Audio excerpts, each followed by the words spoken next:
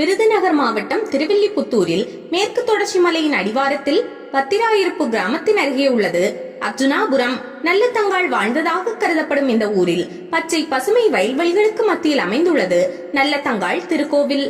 கோவை, கடலூர் மற்றும் திருப்பூர் மாவட்டத்தில் உள்ள மக்கள் நல்லதங்காளை குலதெய்வமாக வழிபடுகின்றனர். அண்ணன் தங்கை பாசத்தின் வழிபாட்டில் இறையருளால் பொழிந்த அன்பு திருக்கோவிலே நல்லதங்காள் திருக்கோவில் ஆகும்.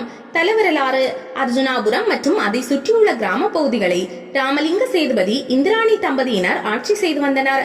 இவர்களுக்கு நல்ல தம்பி, நல்ல தங்காள் என 2 குழந்தைகள். இவர்கள் இளம் வயதிலேயே தாய் தந்தையை இழந்தனர். சிறிது காலத்தில் நல்ல தம்பி ஆட்சிக்கு வந்தான். தாய் தந்தை இழந்த போதிலும் நல்ல தம்பி தன் தங்கை நல்ல தங்காளை சீராட்டி வளர்த்து வந்தான். தற்போதைய சிவகங்கை மாவட்டத்தில் உள்ள மானாமதுரையை ஆண்டு வந்தவர் காசிராஜா. இவருக்கு தன் தங்கை நல்ல தங்காளை மிகுந்த சீர்வரிசையுடன் திருமணம் செய்து கொடுத்தார் நல்ல தம்பி. திருமணமான இளம் வயதிலேயே நல்ல தங்காள் 7 குழந்தைகளுக்கு தாயானாள். இதில் 4 ஆண் குழந்தைகள், 3 பெண் குழந்தைகள். சிறிது காலத்தில் நல்ல தங்காளின் கணவன் அவளை விட்டு நீங்கினான். இந்நிலையில் மானாமதுரையில் மழை பொய்த்ததால் பஞ்சம் தலைவிரித்தாடியது. தொடர்ந்து 12 ஆண்டுகள் மழை இல்லை. உண்ண உணவு இன்றி மக்கள் வறுமையில் வாடினார். பலரும் ஆண்டனர். நல்லதங்காள் குடும்பமும் அந்நிலைக்கு ஆளானது. அவள் அண்ணன் கொடுத்து அனுப்பிய சீதன பொருட்களை ஒவ்வொன்றாக விற்று பசியை போக்கினாள். ஒரு கட்டத்தில் வீட்டில் எதுவுமே இல்லை என்ற நிலை வந்தது. சாப்பாட்டுக்கும் வழி இல்லாமல் போனது. மனமுடைந்த நல்லதங்காள் தன் 7 குழந்தைகளையும் அழைத்துக் கொண்டு தான் பிறந்த அர்ஜுனாபுரம் கிராமத்திற்கு வந்தாள். அப்போது அவளது அண்ணன் நல்ல தம்பி வேட்டையாட காட்டிற்கு சென்றிருந்தார். அண்ணன் வரும் வரை அரண்மனையில் தங்கியிருக்கலாம் என்று எண்ணிய நல்லதங்காள் அங்கு சென்றாள். ஆனால் நல்ல தம்பியின் மனைவி மூலி அலங்காரியோ பல நாட்கள் பட்னி கிடந்த நல்லதங்காளையும் அவளது பிள்ளைகளையும் உண்ண உணவு கூட கொடுக்காமல் அரண்மனையை விட்டே துரத்தினாள். மூலி அலங்காரியின் கடும் சொற்களால் மனமுடைந்த நல்லதங்காள் குழந்தைகளுடன் வந்த வழியே திரும்பினாள்.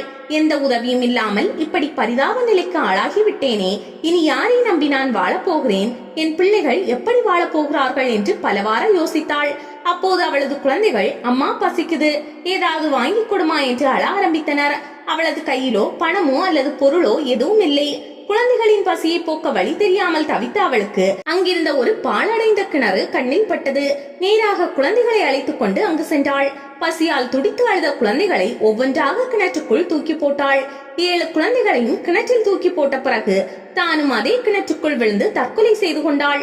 மனைவியின் உதாசீனத்தால் தனது தங்கை பிள்ளைகளுடன் தற்கொலை செய்து கொண்டதை அறிந்த நல்ல தம்பி துடித்தான். அவன் மனைவியை கொன்றுவிட்டு பின்பு அந்த கவலையில் அவனும் இறந்து போனான்.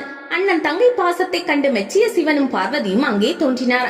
தற்கொலை செய்த நல்ல தங்காள் அவளது பிள்ளைகளை உயிர் பெற செய்ததோடு நல்ல தம்பியையும் உயிர்ப்பித்தனர். அப்போது நல்ல தங்காளும் நல்ல தம்பியும், நாங்கள் இறந்தது இறந்ததாகவே இருக்கட்டும், மனித பிறவி எடுத்து மாண்டவர்கள் மீண்டும் உயிர் பெற்றார்கள் என்ற வரலாறு ஏற்பட வேண்டாம், எனவே நாங்கள் இறந்ததாக கருதி அருள் புரிய வேண்டும் என கூறினார்கள். சிவனும் அவ்வாறே அவர்களின் வேண்டுகோளை ஏற்றுக்கொண்டார். இதன் காரணமாக நல்லதங்காள் தெய்வ ஜோதியில் ஐக்கியமாகி தெய்வமாகிவிட்டாள். கோவில் அமைப்பு: நல்லதங்காள் கோவில் அமைப்பு மற்ற கோவில்களை போலல்லாமல் வித்தியாசமாக கட்டப்பட்டுள்ளது. கோவில் கருவறையில் நல்லதங்காள் சிலை கம்பீரமாக வடிவமைக்கப்பட்டு உள்ளது. 7 குழந்தைகளின் சிலை ஒரே கல்லில் செதுக்கப்பட்டு தனியே இன்னொரு சன்னதியில் வைக்கப்பட்டு இருக்கிறது. இந்த கோவிலுக்கு சற்று தொலைவில் ஒரு பாழடைந்த கிணறு சிதைந்து போய் காணப்படுகிறது. நல்லதங்காள் குழந்தைகளுடன் தற்கொலை செய்து கொண்டது இந்த கிணற்றில் தான் என்று சொல்கிறார்கள். மழை காலத்தில் மட்டுமே நீர்வரத்துள்ள அர்ஜுனா நதியின் கரையில் உள்ளது நல்லதங்காளின் கிணறு. இந்த கோவிலுக்கு வந்து வேண்டினால் குடும்ப உறவு பலப்படும்.